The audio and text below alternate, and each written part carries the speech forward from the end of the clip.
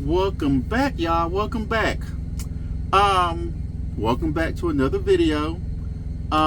Today we are going to talk about a little bit about compound medication, which is a GLP1.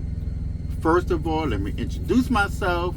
I am your boy Positive T, or TT, where I share my health journey. I'm not going to say weight loss journey. This is actually a health journey. I share my health journey with you guys, and I touch on a little bit about my trucking career, or just the trucking industry, what's going on in the trucking industry as well, because I am a truck driver. I am a truck driver that is currently on a health journey on a GLP1. So, to talk a little bit about compound medication, and I thought I needed to get on here and bring this up because as I join different lives, I see a lot of people asking about compound medication. Why? Well, I know most of y'all are on branded medications such as Mounjaro, Zepbound, Ozempic, or Wegovy, and perhaps your insurance stopped coverage, or perhaps your deductible is so high that they actually won't cover the branded medication, and y'all are looking into the compound medication. And so if that's you, you're going to want to stay to the end of this video to get all the information you would need about compounded semaglutide or tirzepatide. Now, to get on in there about it, compound medication, you can get that through a telehealth company, and there's hundreds of telehealth companies out there. You got Muchi Health, you got Iveen, you got Row, where you see Serena Williams. You have what's another one? 5410. You have TriShed. You have what's the other one? Eden. Ambo. So there's a few out there. Now, telehealth is just that. They not the ones that actually make the compound medication. You contact them, you do a health assessment, they give you the pricing on the compound semaglutide or tirzepatide, whichever one you may want, and then after you do your health assessment and you talk to a medical provider with that telehealth company, they then put a prescription into the pharmacy for your compound medication. Now, they do not make the medication.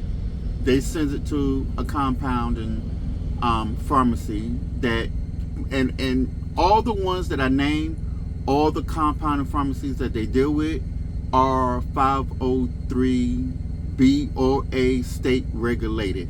So although these compound medications are not FDA approved, they are state regulated, which means they have to go by the laws of the state.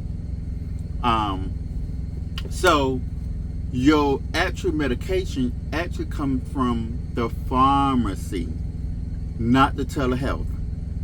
They just take all they just do your health assessment, talk to you about dosing, and then they send it to the pharmacy, and then the pharmacy sends you the medication. So oftentimes, and for those of y'all who may not know this, what would happen is you'll get your medication, they send it to your house in a box with ice, and in that box you would see most of the time they may have something in the box with the telehealth company, maybe a pouch, or the medicine might be in the pouch that the telehealth name that you went through.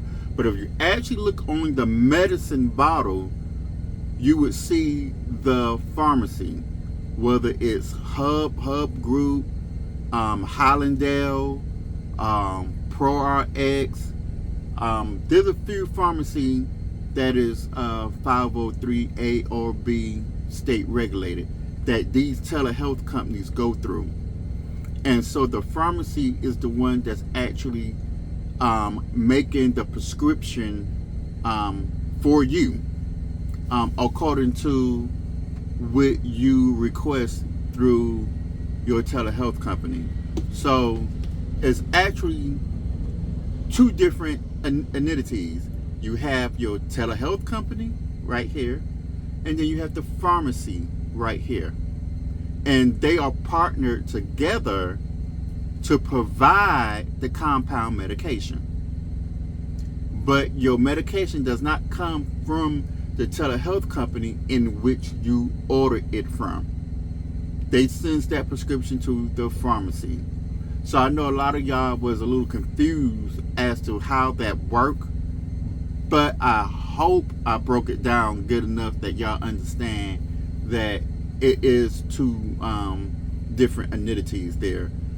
You got the telehealth, and then you have your pharmacy, and your prescription comes from the pharmacy, whether it's compound semaglutide or compound tirzepatide. And I guess a lot of y'all are wondering, well, how do you know? Well, I've done my homework. I've researched and all of that, because at one point in time, my insurance didn't want to cover my Mounjaro. So I had to do homework, because I actually ordered a compound medication from a telehealth company, which was called Refill Health, and I got compound tirzepatide. It came from a pharmacy that was ProRx.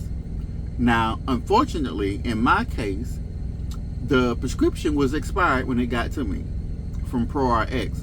So I never took that prescription. They did not refund me my money. What they did was it sent me another vial of 5.0 of the compound tirzepatide that's not expired, but I have not taken it. It is still actually in my refrigerator. I went with Lilly Direct, and so I ordered my medication from Lilly Direct, and that's where I get Zepbound. I get my Zepbound from Lilly Direct. Excuse me, y'all. I'm in my truck, and I got trucks passing by, and they distracted me. Yeah, because I'm at my terminal here in Miami.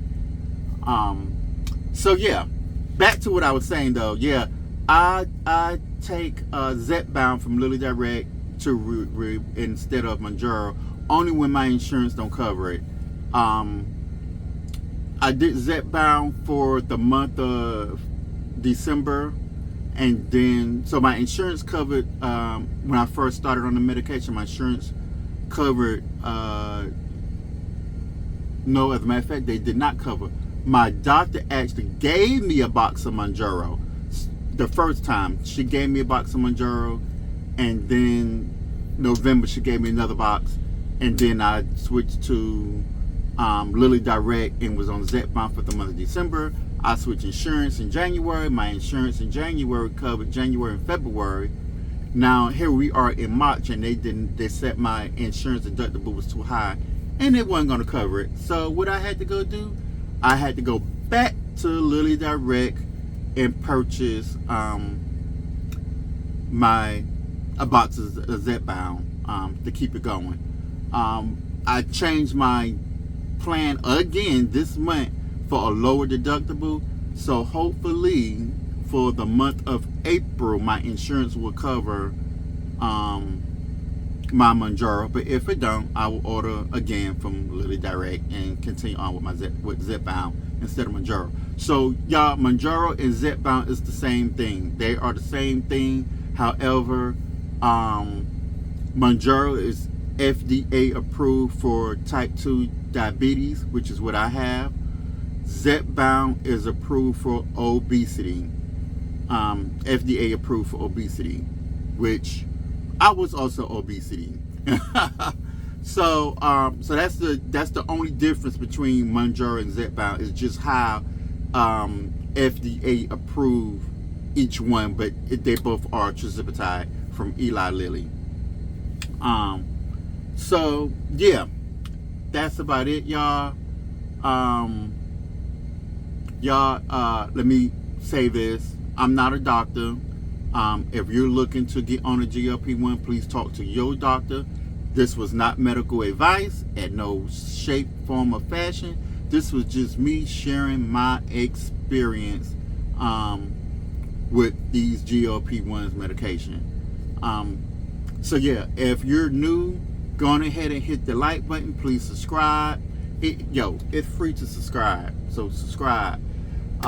Also, please tune in to RMZ. I will be on his show on next Tuesday at 6:30. Or is it 5:30? I think it's 5:30. I will be on his show Tuesday at 5:30, March 24th. So stay tuned for that. That would be a live show. I have not done a live yet here on YouTube, but I do plan to get on here and do a live. So that's why I need for you guys to subscribe. I need for you to subscribe, because if you subscribe and you catch one of my live, I might be just on that live giving away a Amazon gift card. I gave before, I was doing different gift cards when I had my trucking YouTube channel, and I would do lives and give away certain things, whether it was recipe books for how to eat healthy in the truck or whatever. Nothing big, because I'm not rich, so I ain't giving away nothing big now. But I do give away certain things when I'm live. I have not been live on this channel, this new channel, but I will go live. So you might want to subscribe, because you never know what I'm giving away. All right. So for now, peace, and I'll talk to you guys later.